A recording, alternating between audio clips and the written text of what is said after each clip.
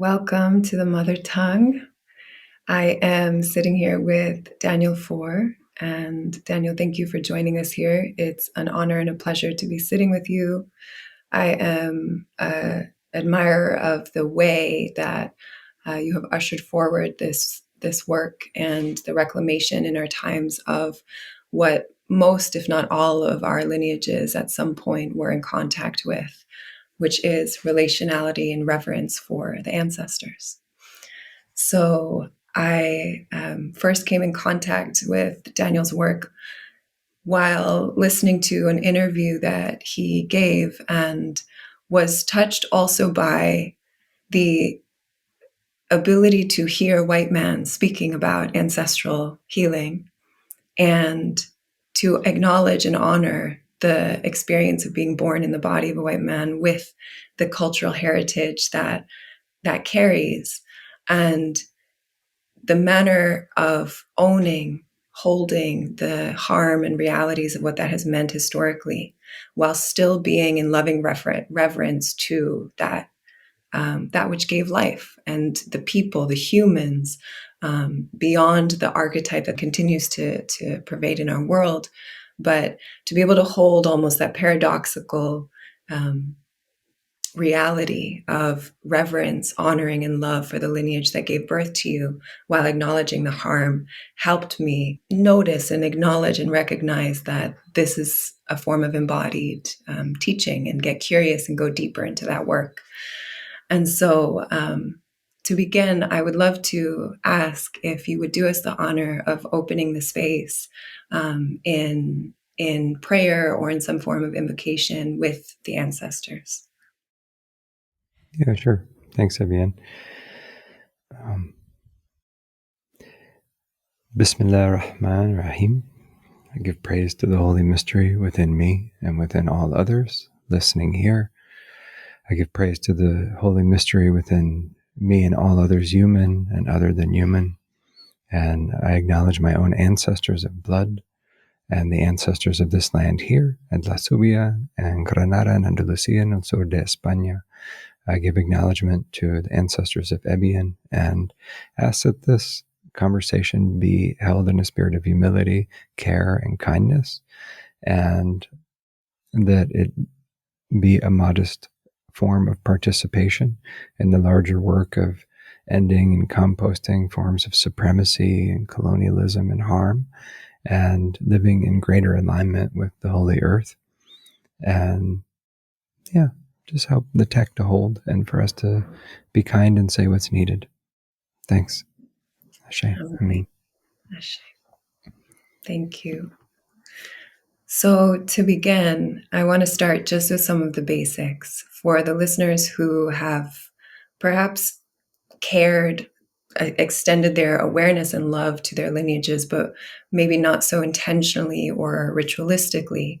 And to just begin with the recognition that it's not optional that we're impacted by our ancestors, which is something that I've heard you speak on before, that what is optional about this practice is whether or not we turn to it intentionally or consciously. And so can you just share and begin with why it's important or helpful to turn with our intention and our conscious awareness towards a relation, developing a relation with the ancestors? Yeah, sure.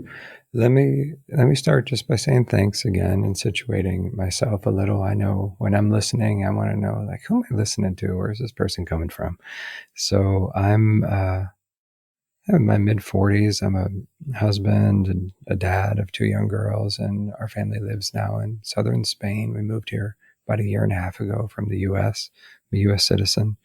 My ancestors are early English, German settler, colonialist in North America.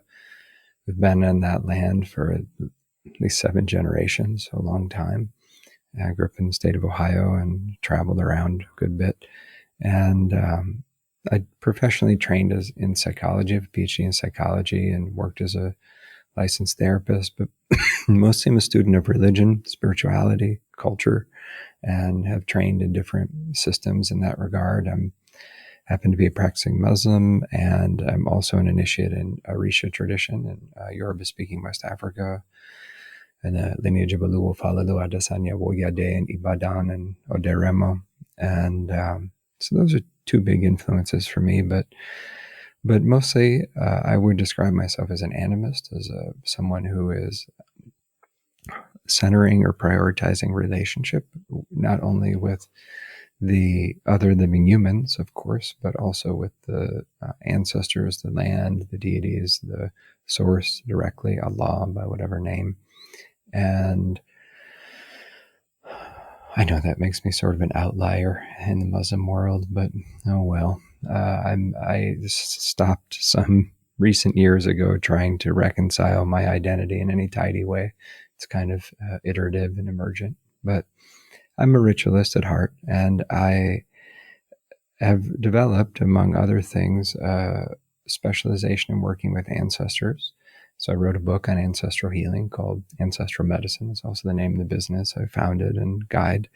And that includes training others in how to guide ancestral healing work. But that training of others arose from my own process of getting oriented to the ancestors. I wasn't raised with any of that. So I sought that out in my, even as a teenager, sought out ritual, shamanism, paganism. Like, what's that? I'm drawn to it. And it helped me early on to have a framework for relating with the big spirits of plants and animals. And it opened up a whole world of relationships. And from there, some of my early teachers pointed me toward relating with my ancestors. And it's not something I had valued before. My ancestors are white Lutheran farmers, and I thought my family was the least spiritual thing in the universe for the first half of my life. And I don't idealize them now, but they're nice people. I feel like they're off the hook from having to be everything. And I came into relationship, some of my late teens, early 20s, with much older ancestors and my lineages, pre-European colonialism kinds of ancestors. And that was very helpful because they also assisted in things like helping my grandfather who killed himself to join the ancestors, or helping me to understand how the culture was broken by the European white supremacy, colonialism, occupation of land, and the systems that my people were swept up in and participated in, to different degrees. And so tending with the ancestors over time, over the last 25 years, it's been an important part of my life. There's a lot I could say about it, but it's helped me. I'll say first how it's helped me personally. It's helped me to get clear about my destiny and my path, and to realize that I have important things I need to take care of, and to try to stay on track with that. I really have the view from any of my studies of different traditions that we each have different destinies or different soul level needs and temperaments and things we're here to take care of. And so the ancestors are very helpful at taking care of that. The ancestors are also excellent guides in unraveling cultural trauma. They don't automatically overhaul broken systems. The systems are the most tenacious and the most important to change, but they can help us to know our own ancestors at our back, to feel their support, to assist them when they're not yet healed, and to enjoy to optimize our path, our potential with their support. So that makes a big difference. It's helped me as a American white dude to gradually become a regular sized person, like not too big, not too small. And I say that because in some ways, culturally, being an American white dude, you're like the apex predator of cultural well-being. It's like not a good, I wouldn't choose it per se on the menu of forms to be born into. It's like not the coolest look. But I don't say that in a self-deprecating way. It's just like recognizing the weird social hierarchy inversion that tries to correct supremacy. And, but hating myself doesn't help either. It's still white centering. And so there's a need to just become a regular sized person. And that means having specific ancestral responsibilities, gifts, coordinates, and things you need to handle. So, yeah, it's something. I'll say last thing, that one thing that's kept me really engaged for so long in this focus, because I tend to be kind of a restless, knowledge hungry person, is seeing how ancestral tending helps people to break down extreme individualism and to get out of the conditioning of that, and to see themselves as part of a larger lineage, to see the responsibilities that come with that, and the belonging, and the heartbreak that belonging requires. And it's good. It's good to it's needed for where we're headed, because we're really headed in deeper into a big bunch of cultural mess. And yeah, so I'll say that much. Yeah, thank you. Yeah, we absolutely are in deepening waters of multicultural, well, I would even say monocultural mess. And all hands on deck are needed in these times. And so part of also the importance and the reclamation that of this work, I feel, is that the unseen forces and that which already is living and moving in our blood and in our bones, that we turn towards the living, breathing field of the ancestral presence and wisdom, and gift of our attention, of our awareness, of our love, and also ask for the guidance forward. And I wasn't planning on going here, but it's arising because it's obviously present in every moment for many of us as I feel into some of the epicenters of the malignant, malicious energies in our world of cruelty and of violence and of dehumanization, like the multiple genocides, and in particular in Gaza. I'm reminded of what happens when intergenerational trauma continues without any attention. And it's interesting because in this question, there's also, I can feel some of the distinction that we eventually will get to between ancestors and troubled ghosts in a way. Yeah. And I'd love to root it in the current context around this, because I think that there's also this like parallel opposite play happening around the ancestral legacy in, let's say, the Jewish lineage right now, that we see some that are speaking, saying, not in our name, as our ancestors would never choose to inflict the same harm and dehumanization that has happened upon us. And I'm Yeah. grateful for all of those voices and the people in my life who have helped me see and recognize that. And I think they're the voices also that will help protect the safety of Jewish people in the world, as should be. And then there's this other side that's saying, because of what has happened to our ancestors, because of the harm, because of the displacement of centuries, and marginalization, we must do what we are doing in order to take care of ourselves. Yeah, of And course. so Yeah. I would love to just explore this soup Yeah, dilemma, for sure. that we're witnessing. Yeah. Well, for one, I feel so sad about what is happening in Gaza, Palestine. And I know that there are other genocides playing out in Sudan and Congo and other places where there's a lot of suffering. And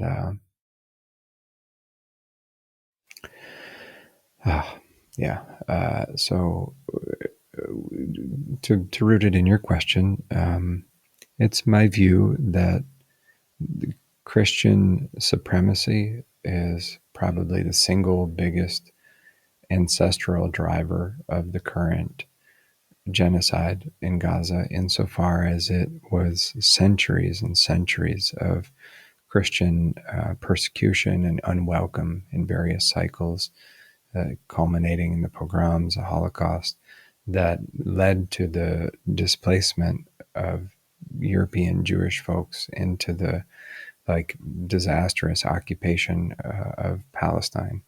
And it's also what gave the really problematic recent ideology of Zionism traction.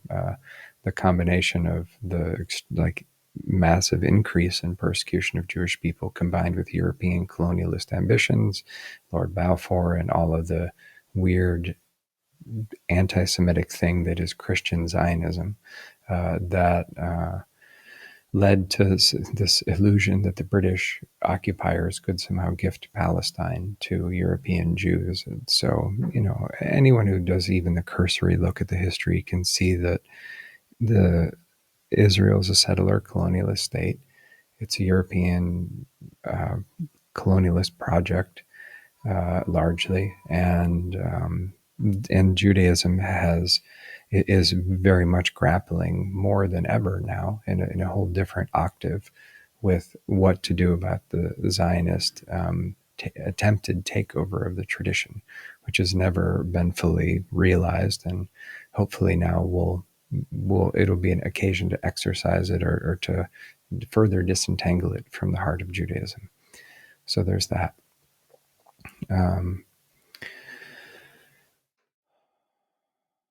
We can think about ancestral trauma in that generational way.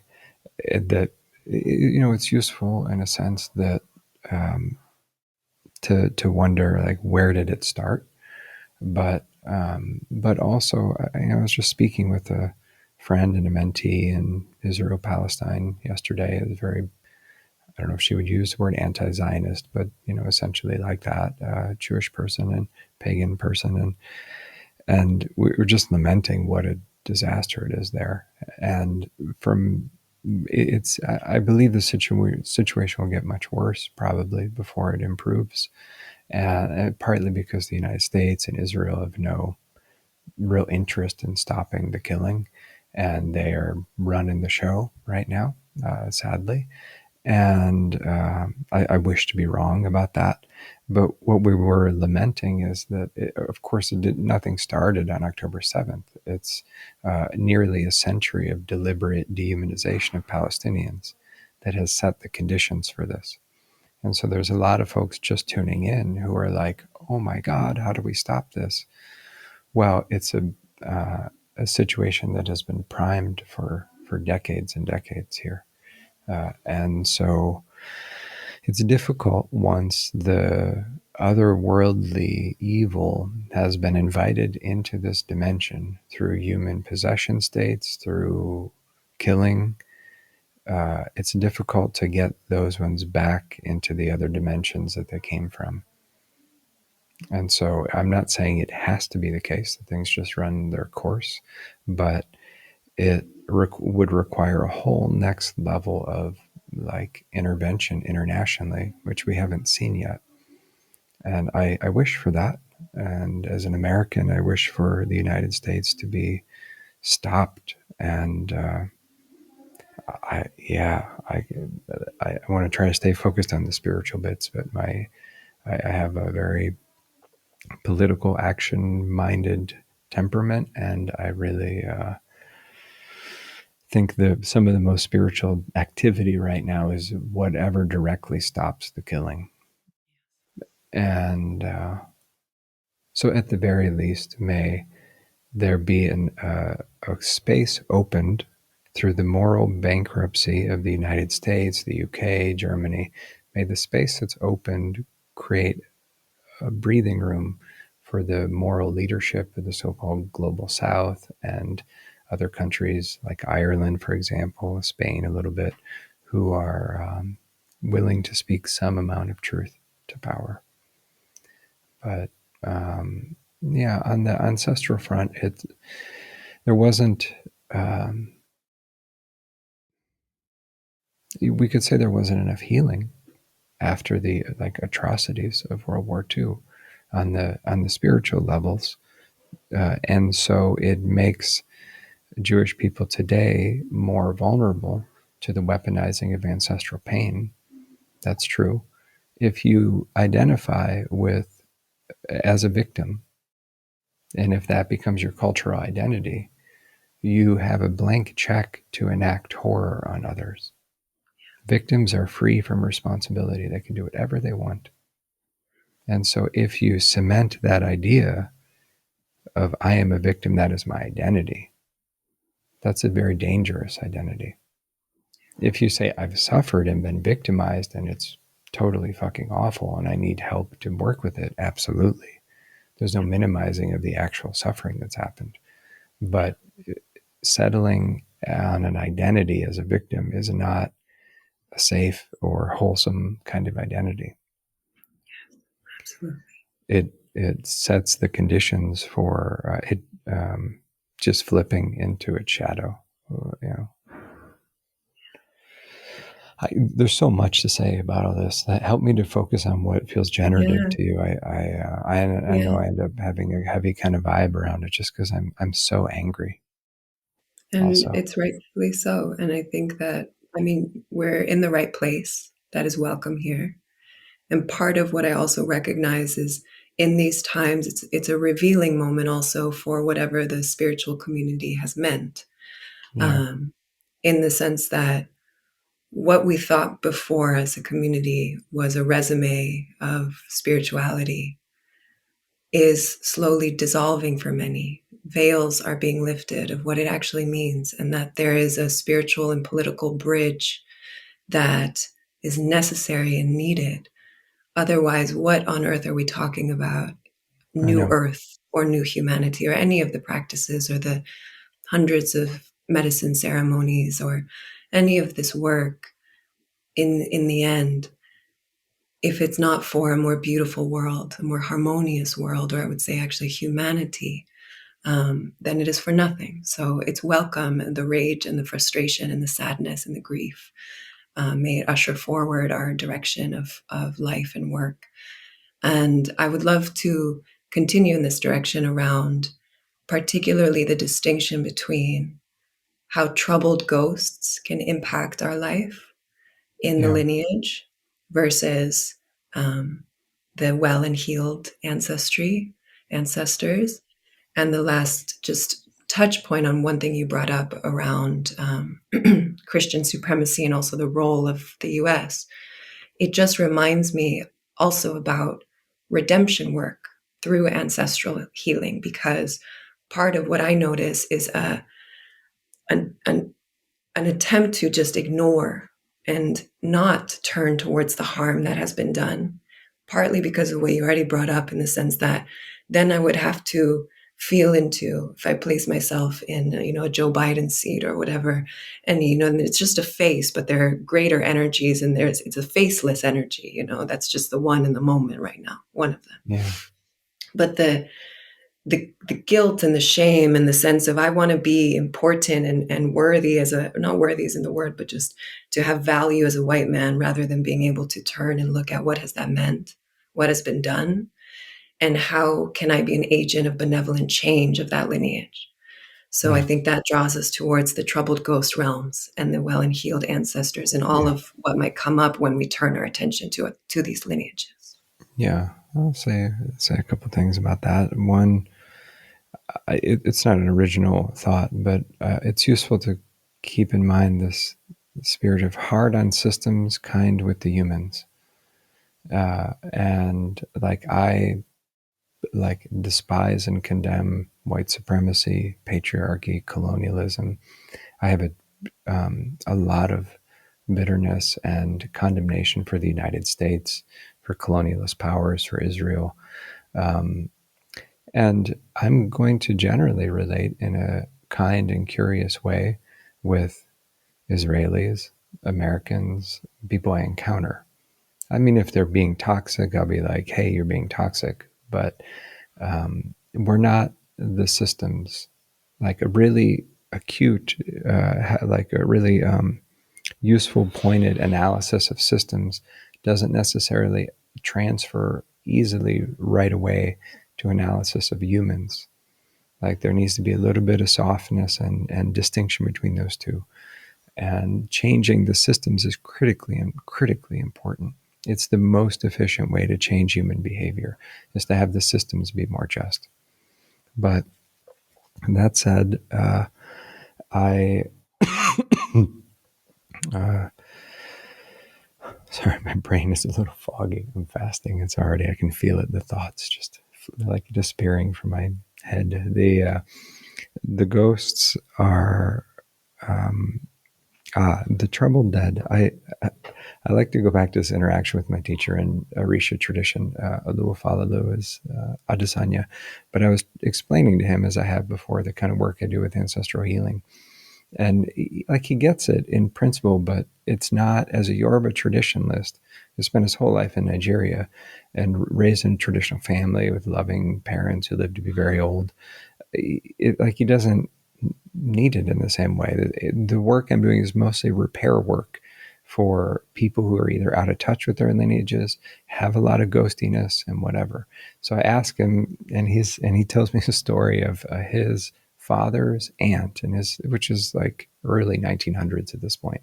So his father died at age 99, and in 2013. But his father told him a story of going to his aunt's funeral, and that she, after being dead for a day, sat up and told everybody there, one of her elders was waiting at the gate to the other world, and they needed to handle her funeral better than they did and take care of it. And then she went back to being dead.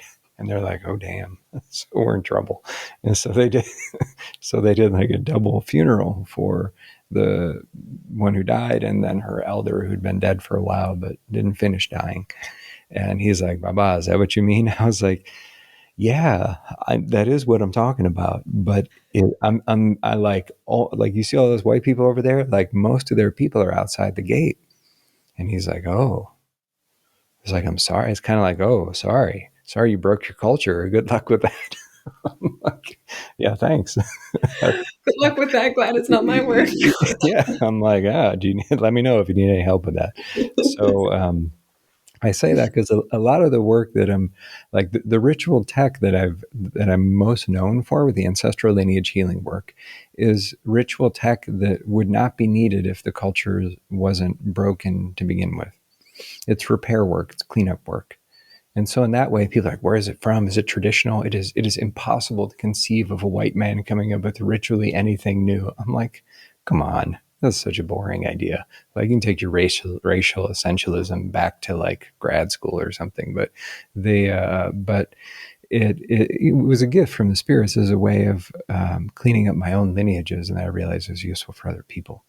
And so the basic practice is to connect with much older ancestors who lived before major disruptions, and who are, most importantly, who are well in spirit now, but typically ones who, during their time on Earth, were openly giving reverence to the land, the ancestors, all of it. So they get it. They know what they see. They can see the heart of the trouble. And to partner with them and ask them to bring the healing as a group to the lineage between them and us, to the ones that are not yet healed. And to bring that healing more specifically is to say to ancestralize, to receive the dead who are not yet healed into the company of the ancestors, to elevate the lineage, to repair it, so that all the ones down to our most recent grandparents or parents or siblings or children who have died, that we know that they're not just dead, because being dead doesn't make you an ancestor, it makes you not incarnate, but they're actually received communally by the company, the collective energy of the well dead. And in that way, our recent relatives are able to wear the face of the lineage. That my grandfather, who wasn't an unusually awake dude, could appear in a dream or intuitively or in this moment as the face of the bigger collective wisdom of that lineage of men. And to do that, that, for one, that helps. It creates a stitch between this idea of like spiritual stuff and this dense world that we're navigating. It creates a pathway out of cultural brokenness by saying, yes, we have cleanup to do. Yes, we have made a mess of it. Yes, there are intergenerational debts that one inherits depending on your position and what lineages you're born into. There's there's all of that, absolutely. And hating yourself doesn't make you very effective at fixing it. It's not a good strategy. If I'm just like, if I just hate on myself, the world will get better. That doesn't work. To actively participate in change work, you need a certain stubborn self-esteem and self-love. And where is that going to come from? You can't have cultural hatred. Cultural low self-esteem is the thing that feeds supremacy. Supremacy is like a big puffed up, like outer shell over self-hatred. And so in this way, tapping in with the older ancestors, asking them to heal up the lineages, it is a kind of cleanup from generations of disrepair. It can also be a way of, like if people have been fed for generations a low self opinion.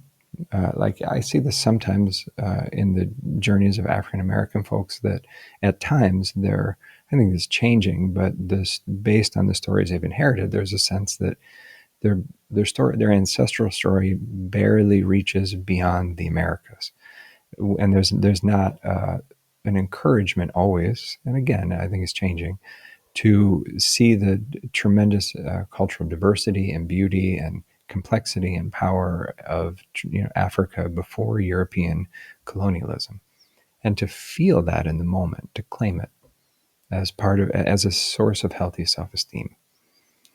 And so the older ancestors can not only heal up what's troubling along the lineages, they can also bring us a sense of real balanced self-worth. And I'll say, as a therapist, having worked as a psychotherapist and have, doctor of psychology, so I can give psychology a hard time, I've paid my dues. I see a lot of what people suffer with in terms of mental emotional health as ancestral intergenerational problems. I like most of it. A friend asked me years ago, how do you tell what's personal? How do you tell what's cultural or collective? My response was, start with the assumption that it's all cultural. It's all collective. Yeah. Yeah. Yeah, absolutely. There's so much in that. And even in my own journey, I'm a mixed race woman, one thing that I have been deeply working on is to extend equal love and appreciation for both bloodlines, one being Somali and the other being Italian. Yeah. And I've noticed that there's it's obviously has not been, and it continues to be challenging in moments to do so. And yet, as you spoke, there is a much deeper, vaster, wider awareness within me that knows there is no use to the world for benevolence if I'm a half human, No. or if there is some form of rejection in my being for what gave me life, Yeah.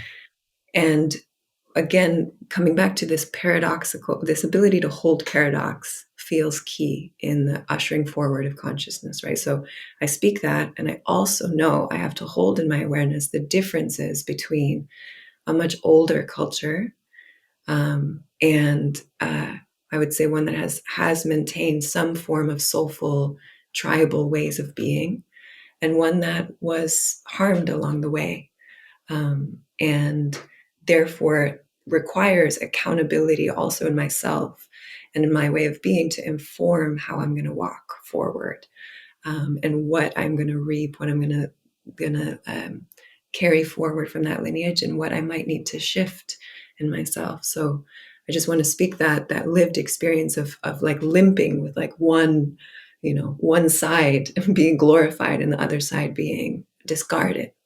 People, when they think of their ancestors, I'd invite anyone listening, I'm like, okay, think of your ancestors. Most people will think of Maybe you have photographs, maybe you even have black and white photographs, maybe you don't have any photographs, whatever, but it's typically people from the last not more than 5-10 generations. That's such a small percentage of our history. Here in Granada province, recently they found a 1.3 million year old baby tooth from some early, I don't know if it's Homo heidelbergensis or they weren't Neanderthals, but they're early pre-sapien humans here and kin, our people.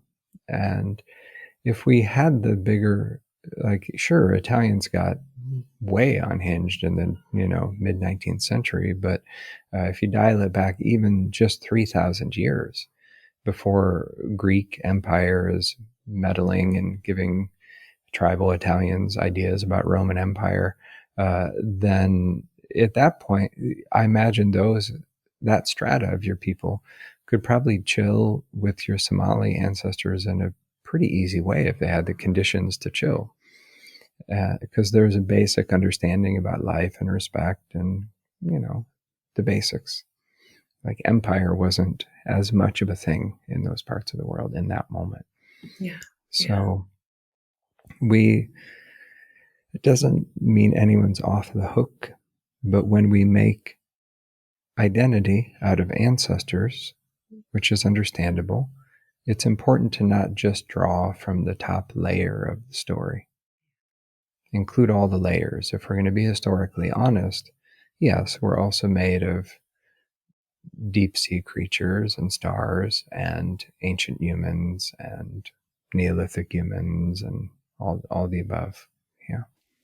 Yeah, absolutely. And there was also something that you spoke about, intergenerational debt, that I find fascinating because as you spoke, I realized that I had an assumption that in order to perhaps walk in whatever way heals that intergenerational debt,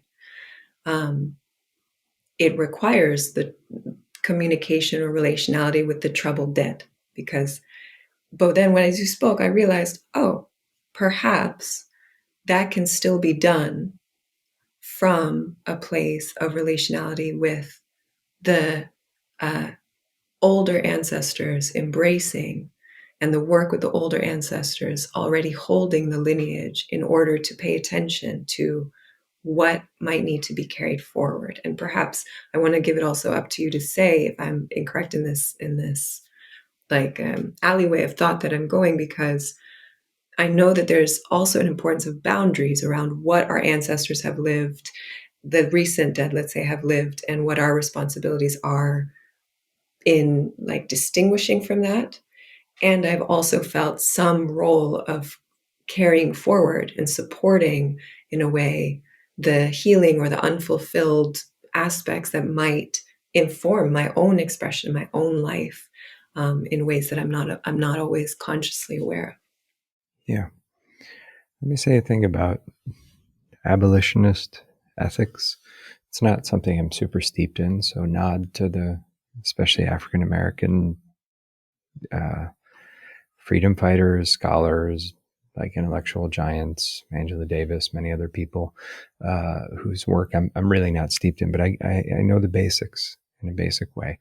So I'm contrasting that sensibility with punitive, carceral mindset. It's like, we're going to lock people up. We're going to dispose of them. We're going to cancel them. We're like, somebody makes a mistake, they're toast, because we need to be perfect and uphold ideas of purity and as opposed to humanity. So, what applies to the living applies to the dead in many ways. If I say not all the living are equally well and at peace, that's really, really obvious. So that's true with the dead as well. If I say the living who are being terrible can possibly change and do better, some people might be like, well, I don't think that person can change, or I'm not holding out for it. But if they did change, they would listen. They'd be like, all right, looks like person might be changing. I still don't like them. I have a long memory, but they seem to be changing, right? And so with the dead, they can change more easily because they don't have bodies and nervous systems in quite the same way. And so the dead can change. It's a key principle of the work, and it's very important because people judging their ancestors as if the dead are frozen in state is really not very helpful at all. It's rude, it's metaphysically unsound, and it's one thing to say, my people, when they were alive, did some bad shit. They made poor choices. However, they are now in a different place. They understand that wasn't okay, and they are backing me to participate in making repairs. That's different. It's not that when the dead are in a more healed condition that the history is erased. It just allows them to participate in the fix. Yes. And yeah,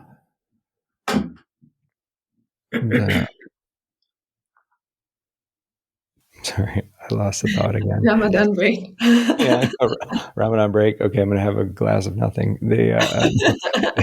I'm just Sorry. imagine.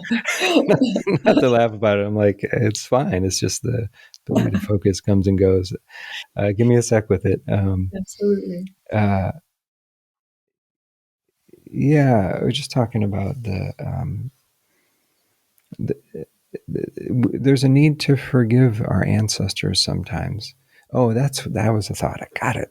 The ones who are in a troubled state cannot be expected to really engage in repair. Like metaphorically, if somebody is like in the water drowning and you're like, dumbass, why did you fall in the water? Like you made some really poor choices. You should think about that. Like you got to get them out of the water and dry them off and be like, hey, what Let's learn happened? how to swim. Yeah, do you have any shark bites? What happened? Are you okay? And so with our ancestors, when people are just like, they come to ancestor work and they're like really fired up and they're like American white activists from Portland who are like, all right, I'm going to do all the right things better than everybody. I'm like, oh my God, harness it, be tempered. And then the next move is to like just judge all of my terrible white ancestors. I'm like, okay, I'm going to give you something really scary. You actually have to work with them. You actually have to like stop hating yourself because it's not that interesting as a strategy. And all those ones who are troubled, they need to get to a certain level of well-being first before they can really sign up for the post-mortem graduate level course in decolonialist epistemology. I'm like, they're not ready for it. They're still just like trying to follow the rules of the Bible and they're a little stuck. So once the dead have a certain degree of well-being, it's more possible to see the bigger pattern. Like, my dad's dad, he shot himself. That's how he died. And he, so I talk about him some and I'm like, is that all right if I talk about you like this? And what his take on it tends to be is like, yeah, I got swallowed by a story. And if like the story being, I'm not a useful person anymore because I'm on oxygen, I can't work, and as a man, I'm worthless, and so I'm going to do my family a favor by, doing this. And so he's saying I got swallowed by a story, and if it helps others to talk about that, that's fine. So when our humanity gets swallowed up by a story of Zionism or white supremacy or European supremacy or whatever, it's like white people don't have a monopoly on inflated bad behavior. But whatever the story is, once you get dropped from that or somehow find your way out of the possession state, then there's a need to get healed up and then you can make sense of what the hell happened. Yes, absolutely. Yeah. Thank you for that. Deeply received. I would love for us to carry this towards the role of ritual and the way that people can begin to turn their attention and create relations of care and connection with the ancestors. Voicing the difference between extractive nature towards ancestors and relation, um, Yeah. loving relation. Yeah. For one, with the ancestors, the fundamental, really important distinction is that not all of the dead are ancestors. And so just invoking the dead is like just, you know, inviting 100 random people to a party. It's going to be a weird vibe. You don't know who you're going to get. And so be discerning. And you want to invite the wise, loving, kind, helpful ones, not because you're abandoning the others. If you have a get together with 12 friends and you don't invite your enemies, it's not that you've abandoned the world. It's just like you want to have a nice dinner. Yes. And so be discerning about what you're doing. And then about ritual,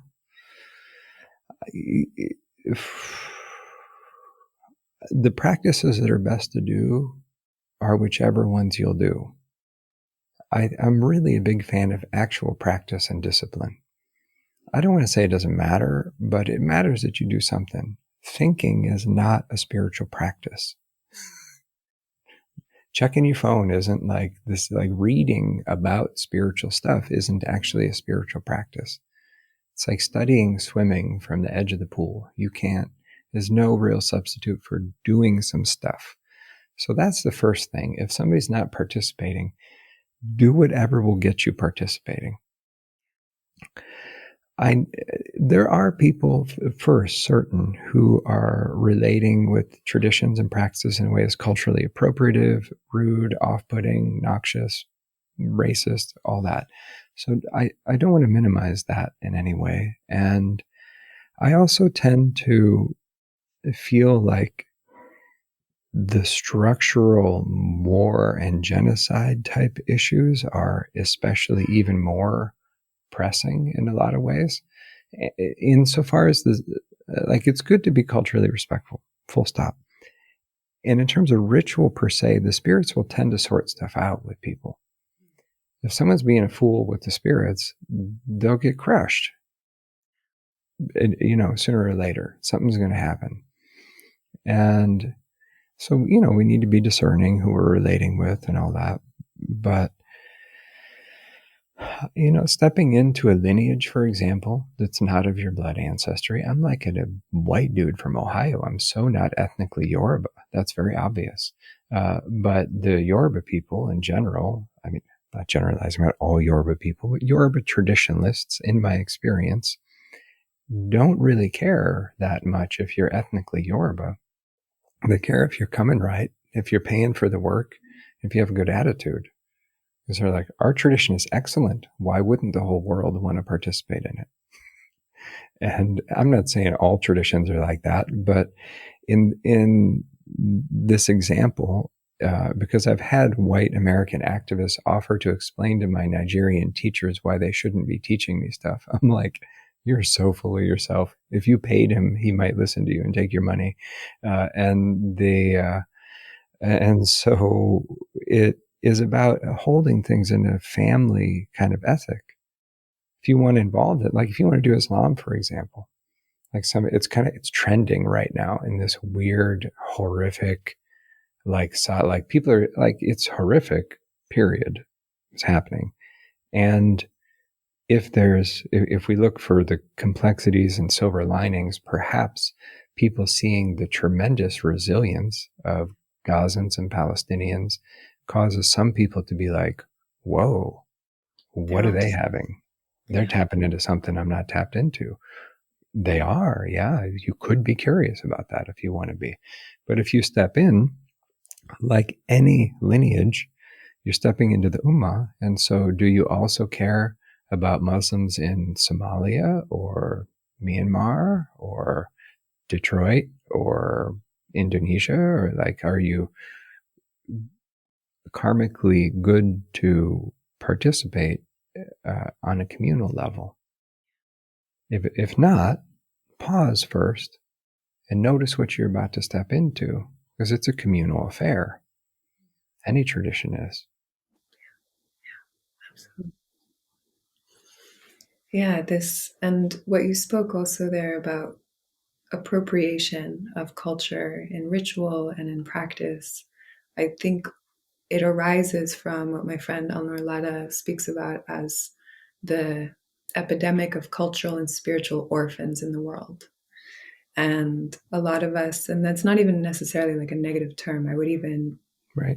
say that in some way I qualify, though I have a deeply beautiful African indigenous lineage. I was born in the US to a family that also was, in a way, cut off from the wealth of knowledge, um, mystical knowledge, I would say. So that element of like hungering for something, right? It's a grasping around and finding in whatever new indigenous fad perhaps sometimes is present.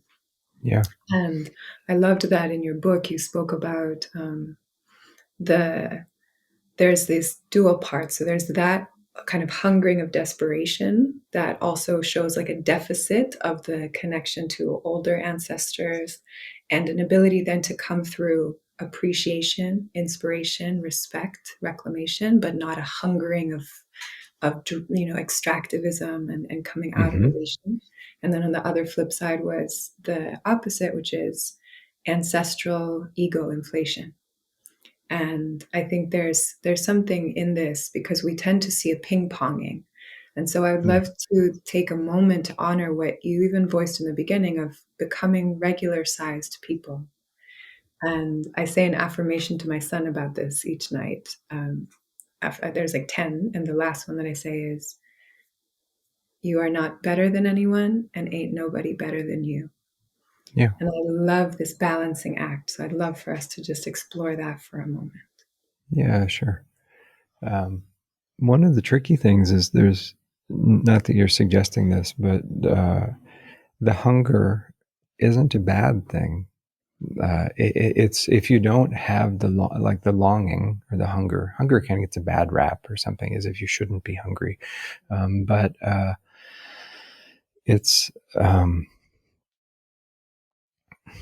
necessary for movement. And so if you don't have any longing, if you don't have any hunger for direct gnosis of the divine, or hunger for belonging, hunger for a more kind and just world, you don't have a pulse. What are you doing here? You're frozen. You're not like you're not awake. You're not even like participating yet, really. And so the challenge is how to harness or act on that longing or hunger without it becoming a bottomless devouring that is insatiable and that will swallow whole communities and groups of people, and becomes a very unholy kind of thing. I so in a tradition speak about it in different ways, in very beautiful ways, like the hungry ghost tradition gives in Chinese, Japanese lineages of Buddhism, gives the image of the dead who are troubled, eating, or either not being able to take in food, but eating and never being able to get full. There's a sense of insatiable hunger. So it's good to know where that lives in us. That is the underlying energy of addiction, and the longing, the difficult to fulfill longing there. But it has to do what we're talking about with land and with finding a way out of the illusion of human supremacy, that we're somehow separate from the earth. The idea of nature is a really hazardous colonialist fiction, that there is some kind of thing that is nature that isn't us. And so when we can have a conversation and know that these are the words of the earth, that these are the sounds of the earth, that is the hunger quiets a little. There's a sense of, okay, it needs a bigger container. Like ritual in that way creates containers for these big experiences, and for contacting these bigger energies. We humans have this really cool and dangerous superpower of empathy, of mirror neurons, of being able to recognize and experience within ourselves many, many different kinds of patterns, not only human patterns. And it means we can attune to very vast and compassionate and beautiful energies and be a channel for them. It's really the best of humanity kinds of moments like that. It also means that we can be a vessel for primordial evil and like cunning, hatred, and maliciousness. It's my view of health to have access to the full range of that and to make ethical choices, to choose to be aligned with the good, but to know in any moment that you could choose something else. So in that way, becoming regular sized is like knowing that nothing is foreign to us. It's like you want to be just a regular sized person who is as vast as the universe with a world shaped heart. So that's one of those dancing with contradictions kinds of things. Yeah.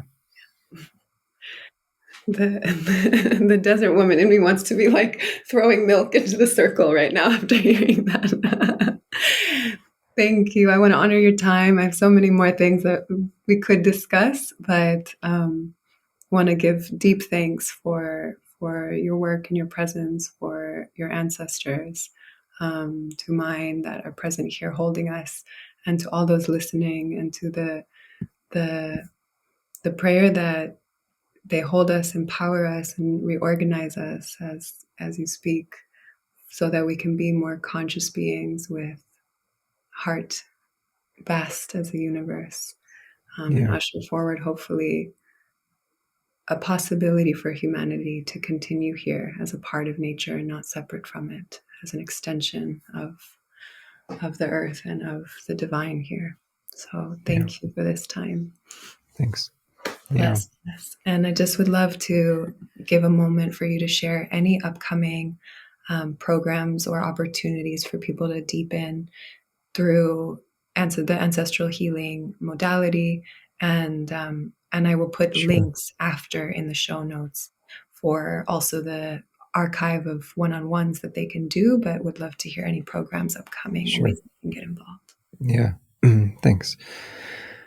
For one, since we named events in Gaza, I just want to affirm the importance of taking tangible action for change there. And in general, like find your ways to participate tangibly in the ending of systems that are enacting colonialist harm and supremacy. And don't devalue small actions. Our choices matter a lot. And then in terms of what I'm up to, all that is at ancestralmedicine.org. That's where, there's a ton of different talks coming up, and we're doing a series this summer on animism, ancestors, and activism, and herbalism, and astrology, different things. So we'll probably have at least 30 or so different guest teachers this year. So there's a lot happening there.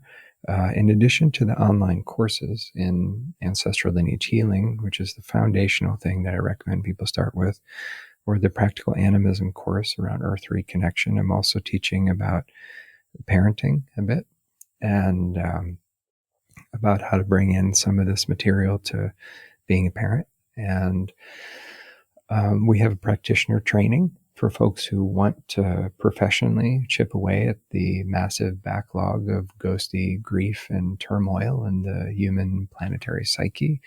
That's actually a vocation you can pursue. I didn't know that. I took a little quiz in high school about what I should be when I grew up. I think it said I should be a priest, but I didn't know like necromancer was on the job descriptions. So I created it, I think, and there's job security. And the other thing is I am doing more in-person teaching now that the pandemic has waned. So I'll be in Budapest and Belfast, which I'm excited about this year for my own Scottish settlers to Ulster in my lineages. And then, yeah, so there's in-person events as well. And probably other things I'm not thinking of, but it's all at ancestralmedicine.org. Oh, the last thing is the session work in Ancestral Healing is available in 20 languages or so now, and from people really all over the world doing distance sessions. So a lot of those are low income. So if you need the work and you're like, I don't got any money, but I need this, then go to the directory page and look at accepts low income sessions, and let us know if you have trouble making a connection. We'll help out. Beautiful. Thank you, Thanks. Daniel. Bless Yeah, everyone. and thanks for your good works there and for the invite. Yeah.